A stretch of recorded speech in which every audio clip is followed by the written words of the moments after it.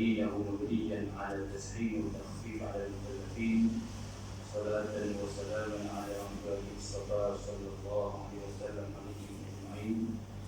ففهمنا سليمان وكلا آتينا حكما وعلما وسخرنا مع دول الجبال سبحا وقدرنا أعين. يا حي يا قيوم يا رب موسى وهارون يا رب إبراهيم يا رب محمد صلى الله عليه أجمعين. اللهم ارزقنا فهما وعلما وحكمة والعقل وحسن المدين يا ارحم الراحمين. اللهم افتح علينا فتوح العارفين وارزقنا فهم النبيين والعلماء العاملين والعلماء العاملين والعلماء العاملين وحفظ المرسلين وإمام المتقين يا ارحم الراحمين. Alhamdulillah, syukur kita kepada Allah Subhanahu wa taala, rahmatnya, kasih sayangnya kita dapat duduk yang rahmat Allah. Mudah-mudahan saya sentiasa mendapat keberkatan hidup daripada Allah Subhanahu wa taala. Jadi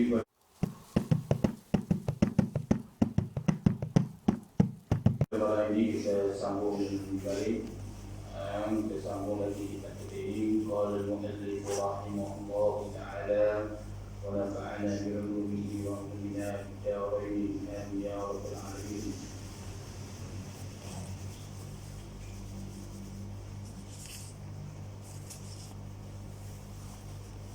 Sabda Nabi sallallahu alaihi wasallam, bermula memanah atas murwa yang diadalkan itu seperti melontar atas tubuhnya seseorang. Kita masuk pada bab iaitu pada menyatakan kelebihan memanah dengan anak panah itu, iaitu sahmi. Sahmi itu dengan memanah.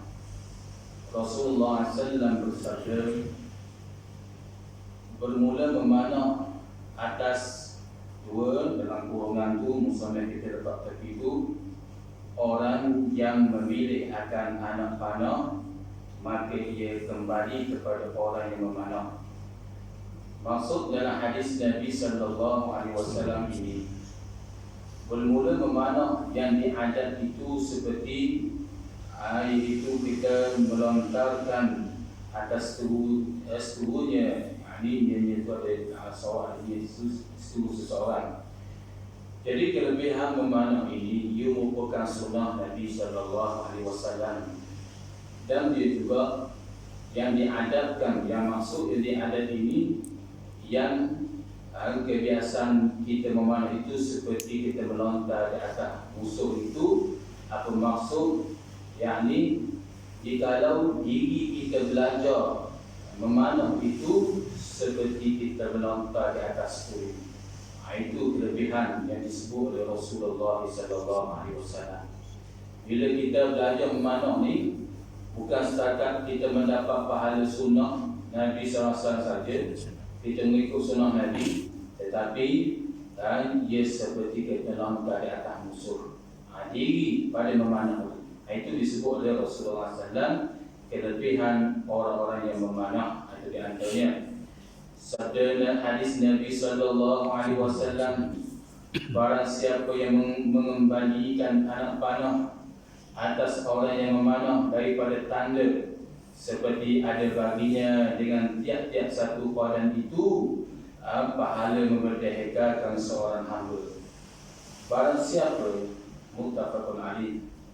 Hal ini ada di Sahih Al-Bukhari. Musannad kita nakal sebelum ni, dia kata dia buat mari mampu hadis saja dan dia mengenalkan daripada hadis yang sahih lagi. Seperti mana Rasulullah SAW bersabda lagi, barang siapa yang mengembalikan anak panah, maksudnya kita memanah, lepas tu kita mengembali balik anak panah itu kepada tempat tanda itu. Kita tembak, lepas tu kita ambil balik. Nescaya ada baginya dengan tiap-tiap satu padan itu, satu sebagai padan itu sebagai kedemak pembantu itu, pahala memerdekakan seorang hamba. Orang tu memanah, kita memanah, seorang tu memanah, lepas tu kita pun ambil, kita tolong. Kita tak memanah, kita tolong dia ambil. Kita jaga situ, kita ambil panah dia buat pagi semula. Dia pun belajar semula. Jawapan dia, Nescaya iaitu nescaya adalah baginya tiap-tiap satu qalan itu, satu pembantu itu. Qalan ini khidmatlah qalan. Itu sebagai khidmat kita itu seperti seorang pahala. Seperti kita mensyariatkan seorang hamba. Jadi hamba ni zaman Rasulullah pahala seorang menjadikan hamba itu. Jadi sebab itulah bila berkaitan dengan kita menjadi pembantu saja, itu cukup besar dan pahala di sisi Allah Subhanahu Wa Taala. Itu dia antara dia mana, tapi kita tolong dia ambil panah. Dia mana? Jadi panah tu duduk pada tempat dia panah tu lah. Maka dia ambil balik. Dia ambil balik, maka dia itu lebih hebat, lebih besar pahala di sisi Allah Subhanahu Wa Taala. Di antaranya panah, kalau kita aktibar besar ni, temboklah. Belajar temboklah. Jadi anak panah kita belajar sebab Rasulullah SAW. Kalau kita tengok dalam hadis riwayatkan Imam Hakim menceritakan Rasulullah SAW bersabda, haqqul waladi ala walidih an yusna ismuhu wa adabahu wa an yu'allimahu al-kitabah was-sabahah war-rimah war-rimayah wa alla yarzuquhu illa tayyibah wa an yuzawwijahu illa adraka. Rasulullah kata kewajiban anak di atas bapa itu, yakni kewajipan seorang ibu bapa itu, apa dia bertanggungjawab dia terhadap anak dia, iaitu yang pertamanya ayusnasmu. Yang pertama mestilah dia memperbaguskan namanya. Nama kena bagus. Nama seorang anak tu maka kena bagi nama molek.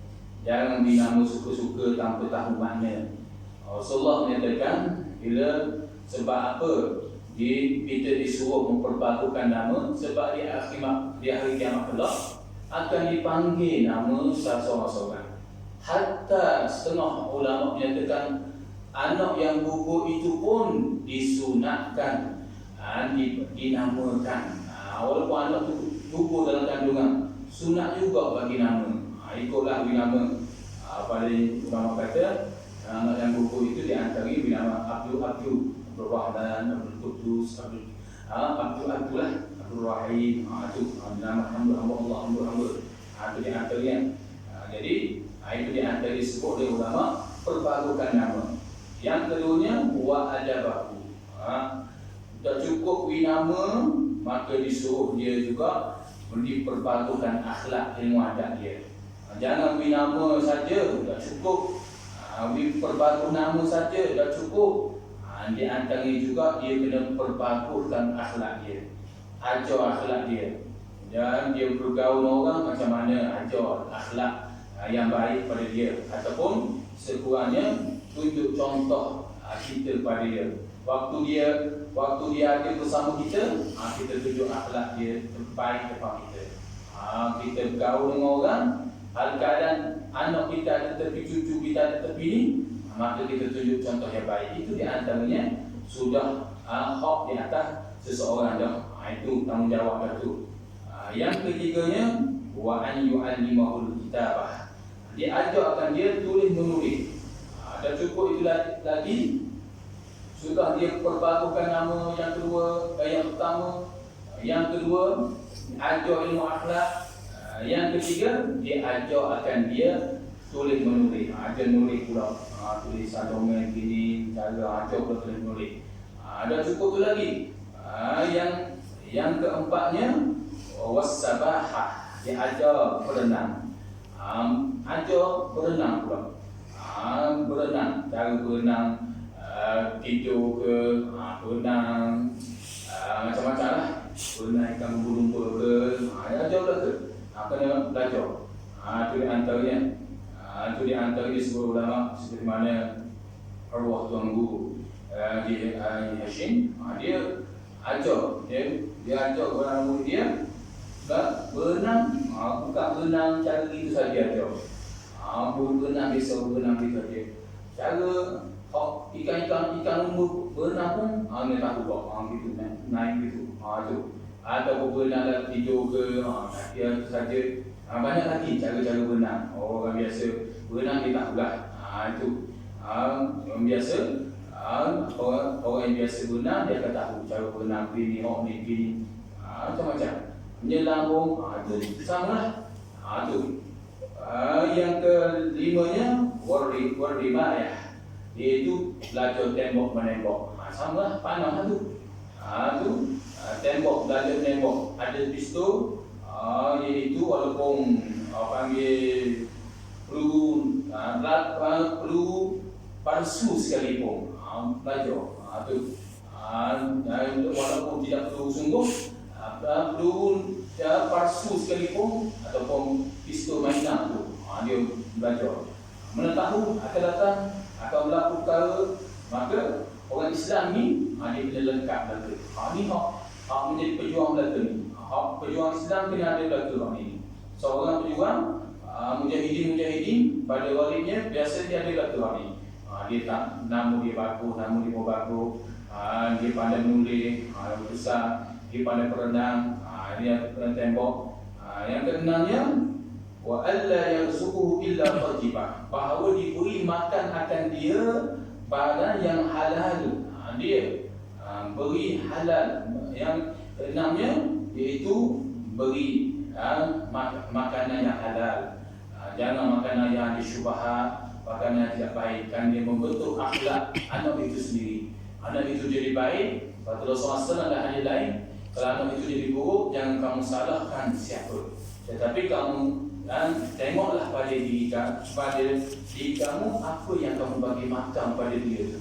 Kita bagi makan apa dia? Rasuah ke? Makanan yang tidak baik ke? Maka dia mudah kali tidak baik kan? Saya bagi makanan molek jauh, tapi kurang begitu juga. Kita tengok pada diri sahabat dia pula, dia berkawan dengan siapa? Kawan pula menjadi keutamaan juga.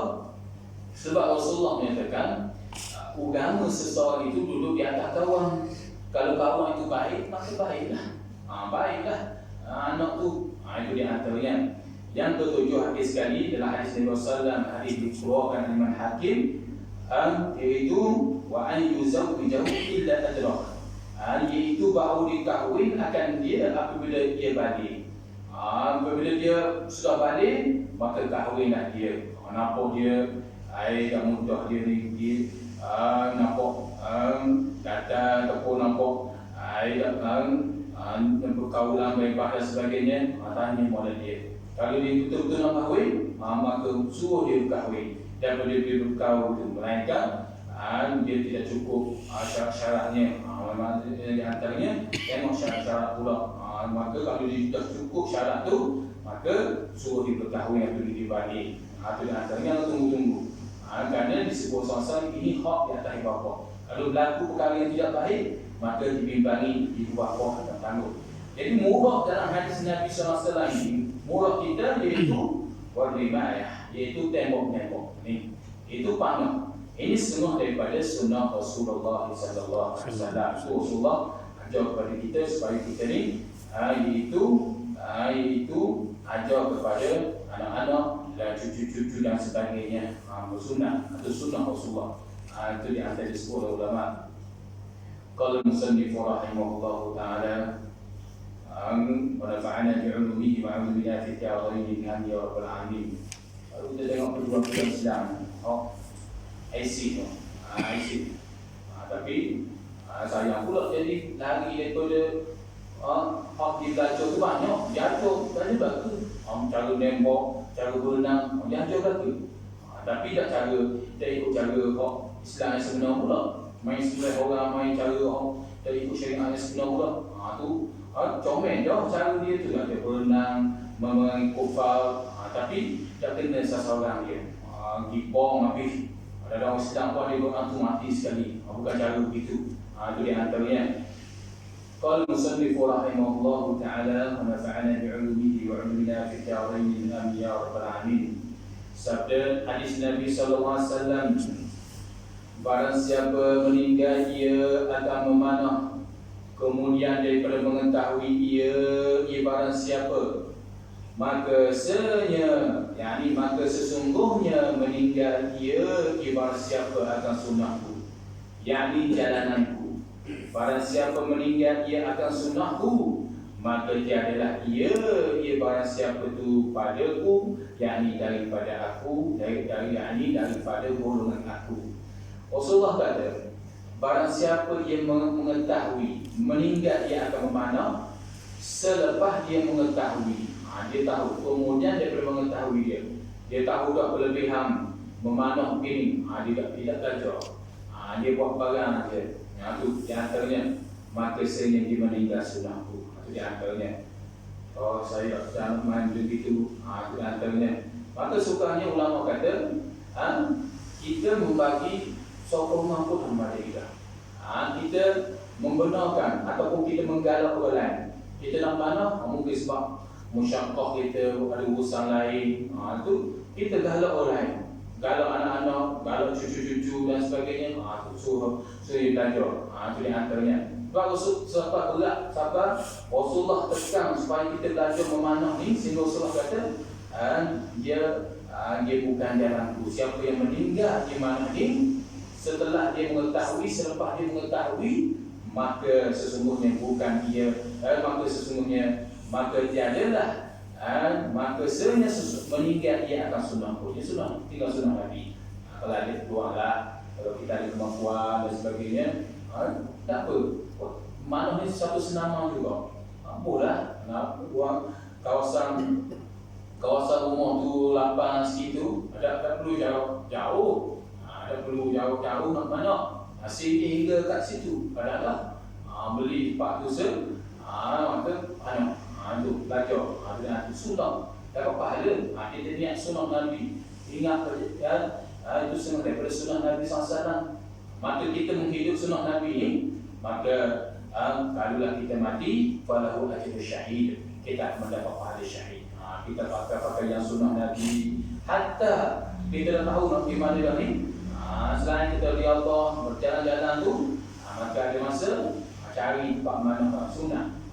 Tunggu dulu orang kenal di mana lagi kisah-kisah soleh-soleh dahulu, dia ada tempat dia main mana tu. Dia buat dengan buluh kadang-kadang, macam-macam lah. Dia nak kena sasaran. Dia suka ni pandai. Itu suka tu dia antaranya. Jadi kita ni tak perlu dah panggil, tak perlu dah kita beli alat buat sendiri. Kita beli barang, beli siap dah. Beli, kita belajar. Tu supaya biar kena sasaran. Jadi kena pada sasaran tu dapat pahala dah. Biar duduk tengah-tengah, biar kena tengah-tengah. Itu di antaranya yang disebut oleh ulama. Jadi pahala, itu di antaranya pahala kelebihan orang yang memanah. Qala musannif rahimahullah ta'ala wa nafa'ana bi'ulumihi wa 'ulumina fi darain amin ya rabbal alamin. Hadis Nabi sallallahu alaihi wasallam. Barang siapa belajar ia barang siapa akan memanah, kemudian meninggal ia barang siapa akan memanah, maka senyap derhaka ia barang siapa akan berlaku. Rasulullah kata, siapa hak tu? Ni panggil dia sama dengan sebuah hadis Nabi SAW kata, Allahumma salli alaihi wasallam di antaranya, laula an asyqa ala ummati la amartuhum bisiwak.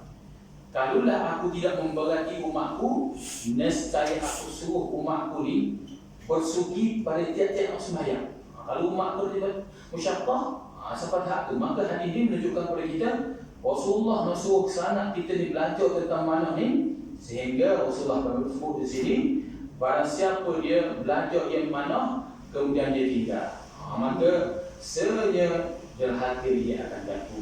Maka derhaka dia akan berlaku. Maknanya disebut oleh ulama dalam hadis Nabi SAW ini ibarat dia menhadap Rasulullah SAW. Kerana disebut Rasulullah tak suruh sangat kita jaga tentang sunnah Nabi SAW ini.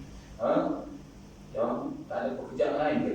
Atau saya tak main mana-mana ni. Hadis Nabi ni tu sungguh ni. Sungguh-sungguh memang hadis Nabi SAW sungguh-sungguh. Tak ada pekerjaan lain. Apa dari masalah, kita boleh amal sunnah-sunnah lain. Cuma ni sunnah saja. Kita beramal. Maknanya setelah kita mengetahui kelebihannya, kita amal. Maka kelebihan itu dapat pahala pada kita, bukan sia-sia. Jangan kata Allah, mana pun saya ada hari dah. Ini bukan wajib, sunat saja. Nisbah pada derhaka itu nisbah pada dituntut sangat-sangat. Tak buat pun tak masalah.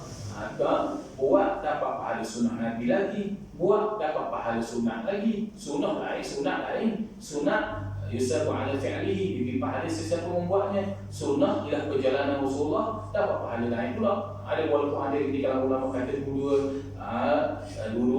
satu dan dua je, maka semua ulama yang rajih dia nyatakan sunat pahala dapat pahala kita buat perkara sunat. Sunnah ni perjalanan Nabi.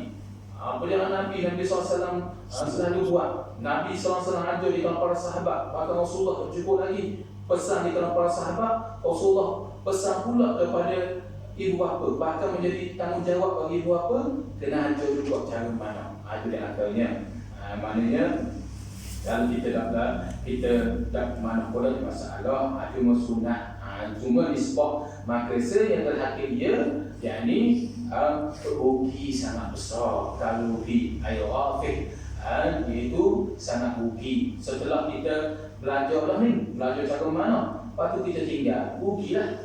Sama juga kita tahu kelebihan kelebihan zikir, kelebihan zikir subhanallah alhamdulillah wala ilaha illallah wallahu akbar, kita tinggal, rugilah.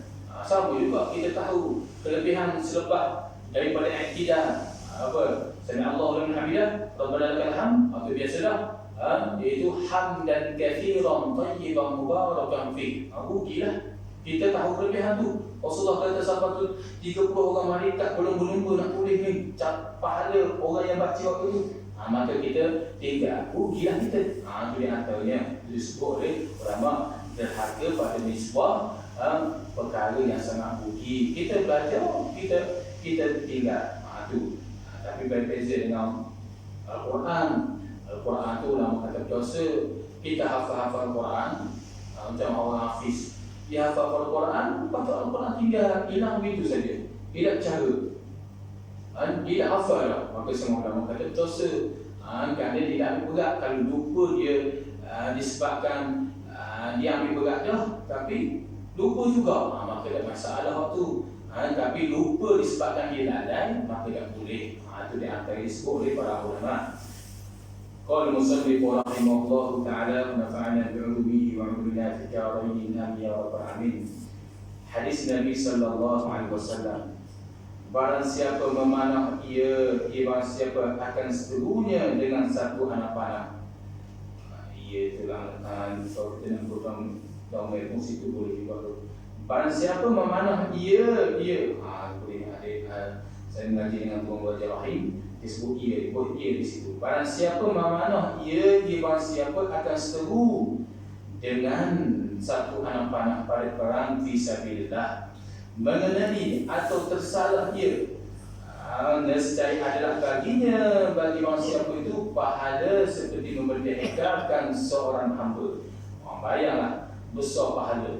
Kita belajar mana, ataupun belajar pistol ke, menembak ke, tiba-tiba di medan perang, perkara yang dia harus tembak ni, maka kena pada seseorang ataupun polis, dia tembak perampok, pencuri, ataupun perampok ni membahayakan negara, tiba-tiba terkena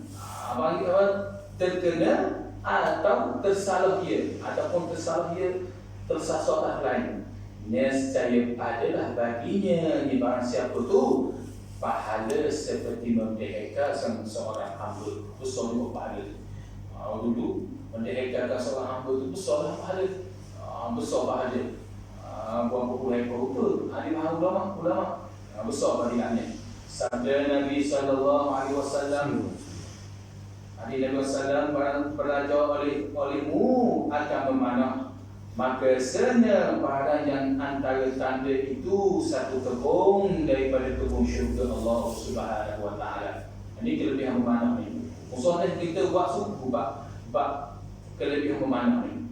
Rasul Hasan bersabda, belajar olehmu memanah, maka senyebaran yang antara tanda itu satu kebun daripada kebun syurga. Apa maksud hadis Nabi SAW ini? Maksudnya kita panah kepada tempat tanda bulan tu kita panah, maka kata ulama maka kita pergi jalan tu, kita pergi jalan lagi ambil balik panah. Tadi beza tadi waktu seorang mendahikakan hamba tu, membantu orang untuk ambil panah tu dapat mendahikakan seorang hamba. Hak ni pula diri kita panah kepada tempat seseorang tu, lepas tu kita ambil. Apa jawapan dia? Jawapan dia satu kebun daripada kebun syurga Allah Subhanahu Wa Taala. Apa maksud dari hadis ini? Kita panah suatu tempat yang tanda tu, lalu kita ambil, maka seperti kita berjalan satu kebun daripada kebun syurga Allah Subhanahu Wa Taala. Untuk besar fadilah dari Allah Subhanahu Wa Taala. Diri kita berjalan tu, diri kita nak ambil anak panah balik tu. Kata ulama seperti kita nak berjalan di kebun-kebun syurga Allah Subhanahu Wa Taala. Besar fadilah orang yang belajar memanah. Itu kelebihannya. Qala musannif rahimahullah taala, ini semua daripada hadis Nabi SAW. Ada lagi hadis Nabi SAW cerita kelebihan manah. Kalau kita tengok hadis-hadis, kalau kita bukan beberapa hadis Nabi SAW banyak. Cuma saya baca secara makhluk dari sini tentang kelebihan. Lalu nak angkat hadis Nabi SAW, nak baca lafaz Arab lagi panjang sangat. Jadi saya sebagai ringkas, musannif sebut di sini banyak kelebihan orang yang mana. Lebih lagi kita belajar sunnah Nabi SAW. Belajar, ada peluang belajar memanah. Tak sia-sia. Diri kita ambil pun dan diri kita ambil tu pun satu kebun daripada syurga Allah Subhanahu Wa Taala.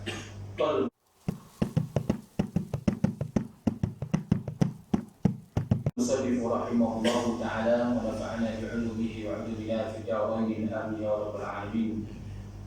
الباب التاسع وعشرون في حق والد على ولده. الباب التاسع وعشرون في حق والدي على ولدي.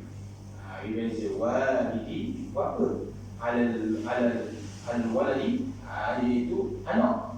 Beza situ. Qala musannif rahimahullah taala wa nafa'ana bi'ulumihi wa 'ulumina fi da'wain amin ya rabbal alamin. Habis kita kelebihan memanah. Kelebihan manah musannif kita sebut sini habis dah.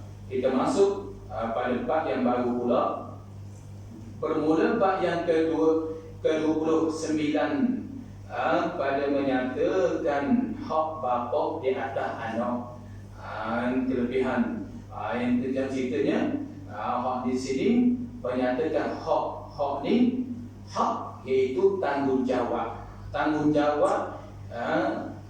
anak di atas hak bapa di atas anak. Apa maksud? Yakni hak anak kena buat, wajib anak kena buat. Ada main-main.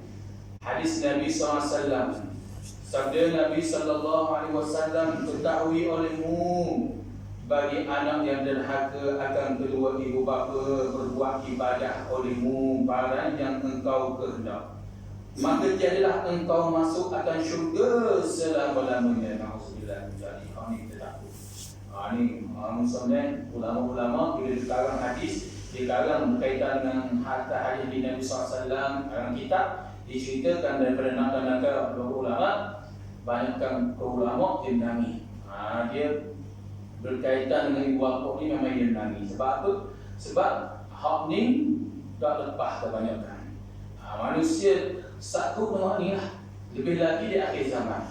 Rasulullah menyatakan, ketahui olehmu anak yang derhaka akan kedua ibu bapa dia itu, akan dua ibu bapa berbuat ibadah olehmu barang yang engkau kehendak. Dia derhaka pada ibu bapa dia, lalu dia buat ibadah dengan kehendak dia. Buat ibadah ni maka jadi dimasukkan syurga bersama. Walaupun dia buat ibadah banyak, subuh, alim, dengung sekalipun, tapi kita banyak ngaji dan sebagainya, tapi kalau ibu bapa terasa dan sebagainya, maka tidak akan dapat syurga Allah Subhanahu Wa Taala.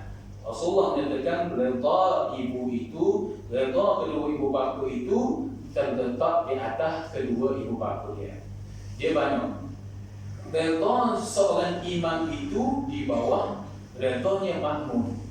Redha seorang anak itu di bawah redhanya ibu bapa. Redhanya seorang istri itu, kalau istri itu mendapat keredaan di bawah suaminya. Ini disebut oleh Rasulullah SAW.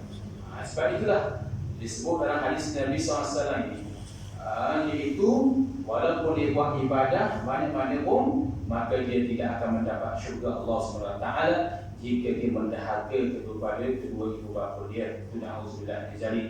Sabda Nabi SAW, bermula redha Allah Ta'ala daripada redha ibu bapanya, dan marah Allah Ta'ala pada marah keduanya yang ibu bapa. Ini bahaya juga. Redha Allah Ta'ala ni di bawah keredaan ibu bapa. Jika Allah redha, maka tengok ibu bapa redha tak? Kalau nak suruh Allah Ta'ala redha, maka kita didik ibu bapa kita suka tak kita? Kita nak tengok ibu bapa ni Allah marah pada kita, kita tengok ibu bapa marah tak kita? Marah maknanya kalau kita buat pekerjaan yang tidak baik. Kalau ibu bapa marah pada kita, maka tidak boleh apa-apa sekalipun ganjaran, sebab Allah Subhanahu Wa Taala marah. Sebab itulah hadis Nabi SAW, ketika para sahabat bertanya berkaitan dengan daripada ibu bapa ini, Rasulullah SAW pernah menyebut dalam sebuah hadis Nabi SAW yang lain, seperti mana Abu Bukhari meriwayatkan hadis. Abu Hurairah meriwayatkan sebuah hadis, An Abi radhiyallahu anhu qala jaa rajulun ila Rasulillah sallallahu alaihi wasallam. Ya Rasulullah, itu di antaranya, man haqqu bi husni sahabati? Qala ummuka. Qala thumma man? Qala thumma ummuka. Qala thumma man? Qala ummuka. Qala thumma man? Qala ummuka. Qala thumma man? Thumma abuka. Baru Rasulullah sebut abuka. Rasulullah menyatakan, seorang laki-laki mari bertanya pada Rasulullah. Ini nak cerita kelebihan kita ni, kelebihan ayah dengan mak pula. Seorang laki-laki mari bertemu Rasulullah, wahai Rasulullah, siapakah orang yang lebih berhak untuk saya buat baik? Dan Rasulullah kata, ummuka, mak kau. Mak kau, wahai Rasulullah. Kemudian siapa lagi, wahai Rasulullah? Rasulullah kata, thumma ummuka. Emakmu lagi. Qala, lelaki ni tanya lagi, aku ada lagi. Thumma man? Kemudian siapa lagi, wahai Rasulullah? Thumma ummuka. 3 kali dah. Qala, thumma man? Kemudian apa lagi, wahai Rasulullah? Thumma abuka. Kemudian baru ayah kau. Nak ceritanya martabat ayah dengan ibu tu beza. Sebab itulah ulama kata, berpandukan kepada hadis ini, seorang ayah dia tidak boleh terasa. Kalau mak panggil juga, ayah panggil juga, dua-dua panggil, nak pergi kat mana ni? Maka ulama kata afdal pergi kepada ibu bapa lagi, pergi kepada mak lagi. Itu di antaranya. Ayah ni kediam, tanggungjawab lebih juga.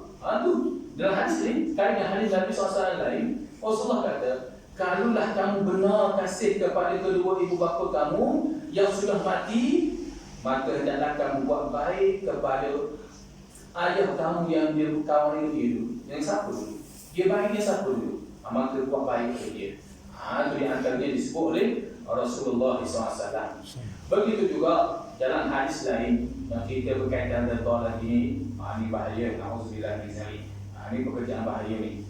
Jadi daripada Abu Hurairah radhiyallahu anhu, Ali Nabi sallallahu alaihi wasallam qala, zarifal anfu thumma zarifal anfu thumma zarifal anfu thumma zarifal anfu qila, yaitu Rarifal anfu thumma rarifal anfu qila man ya Rasulullah qala man adra abawaihi 'inda al-kib ahaduhuma aw kilahuma falam yadkhul jannah.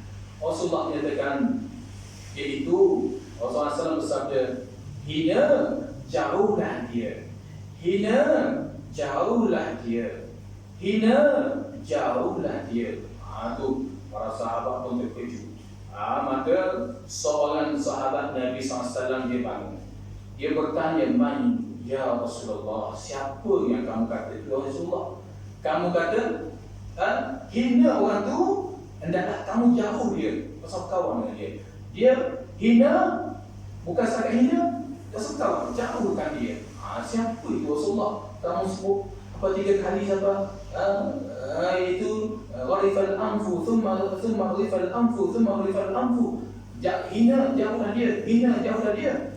Maka Rasulullah SAW pun menjawab, iaitu ialah seorang yang mendapati kedua ibu bapanya atau salah seorang daripada yang telah tua, tetapi mereka tidak menjadi sebab untuknya, untuk anak itu masuk syurga Allah Subhanahu Wa Taala.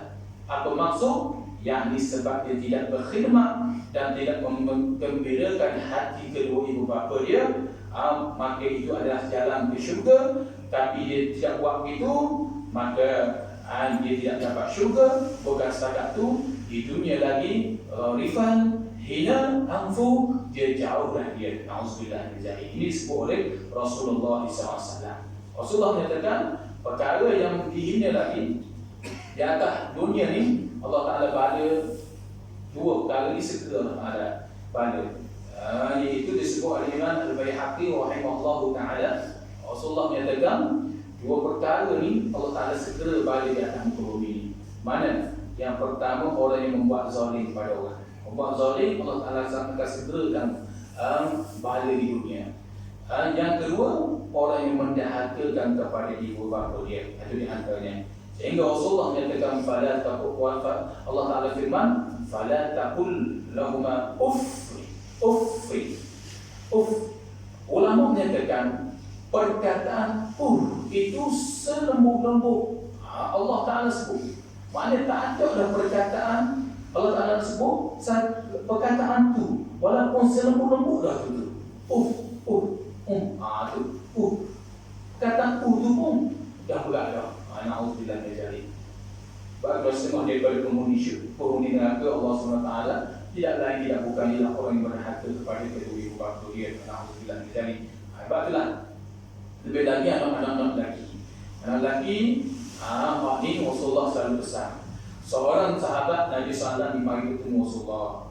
Dia kata, wahai Rasulullah, apakah yang berhak di atas aku ni?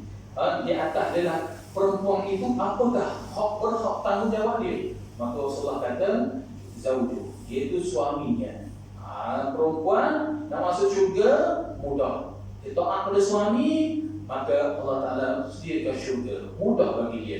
Dia taat suami, tanggungjawab dia jaga suami. Lebih lagi, suami sakit dan sebagainya, dia jaga pula suami dia. Allah, ini besar pahala di sisi Allah Subhanahu Wa Taala. Besar apa dia ni? Seorang laki-laki itu mari bertanya lagi kepada Rasulullah. Tadi itu saya baca lagi Ustaz, waktu pagi. Setiap waktu pagi Ustaz, saya baca lagi Ustaz. Saya ada hak saya biasa baca pagi saya bertanda. Hak mana alhamdulillah hak saya baca tu alhamdulillah hak saya ingat sikit sebanyak tu. Saya tandalah.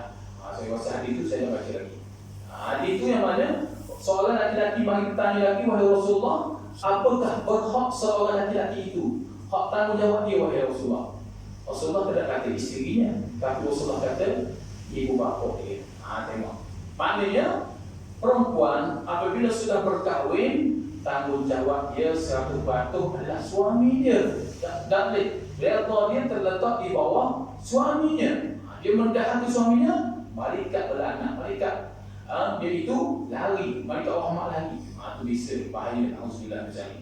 Ada pun lelaki, walaupun dia sudah berkahwin 1, berkahwin 2, berkahwin 3, berkahwin 4 sekalipun, maka ibu bapa dia ada berhak di atas dia. Ada dia tinggal.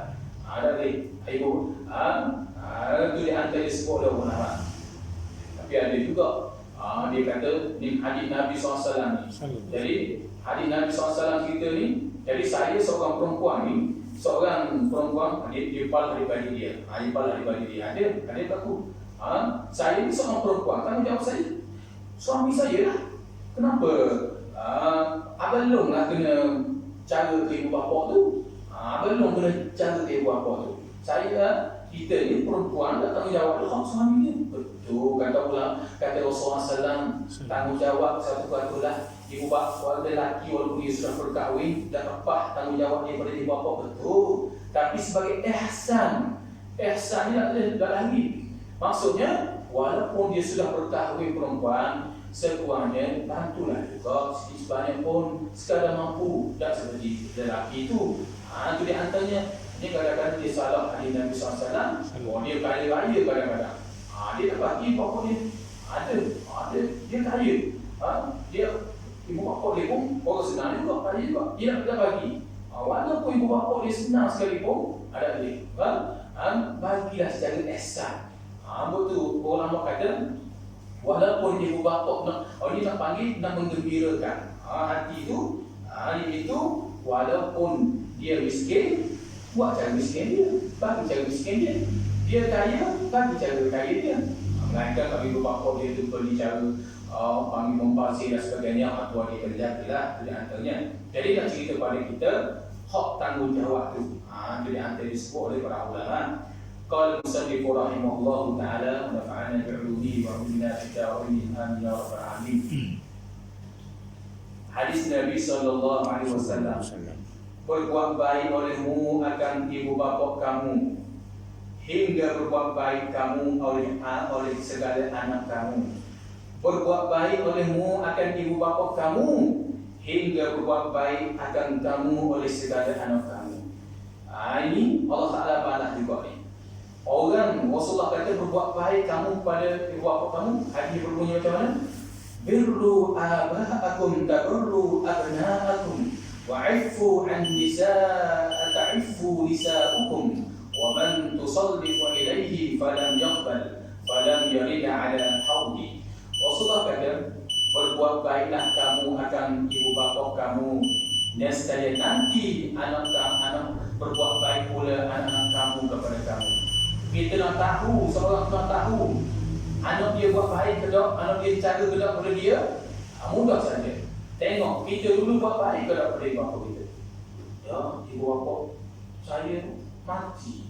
Jadi tak nak buat baik, kita tak nak buat baik. Jadi saya takut. Ada hamba Allah. Saya baca ni ada hamba Allah. Kalau saya takut, saya tak pernah buat baik pada ibu bapa saya. Saya orang lalu. Tapi saya takut ni anak-anak saya ni, ramah ni, anak dia dah kenal kan. Saya takut dia balas balik ni. Macam mana? Kata ulama, buat baik juga kepada ibu bapa kamu. Macam mana? Berdoa kepada ibu bapa kamu pada tiap-tiap sembahyang fardu dan cari kawan hak ibu bapa kamu buat baik dulu.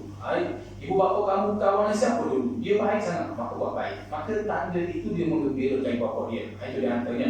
Rasulullah kata, siapa buat baik kepada iaitu kamu berbuat baik kepada ibu bapa kamu, nanti kamu anak-anak kamu juga akan buat baik pada kamu. Dan Rasulullah kata seorang hadis lain, hadis ini pendek saja. Disebut peliharalah kamu daripada perempuan kamu, nanti terpeliharalah segala perempuan kamu. Yakni peliharalah kamu akan isteri-isteri kamu, nanti pelihara untuk segala isteri kamu. Maksudnya apa? Yakni jangan benci pada satu perbuatan isteri. Dia isteri ini dari buat salah sikit. Jangan kita benci. Allah pilih sehingga terlupa kebaikan di seluruh ini. Dia akan balas balik, dia akan memberontak. Kita buat begitu, dia akan memberontak nanti kita. Dia akan bukit macam-macam.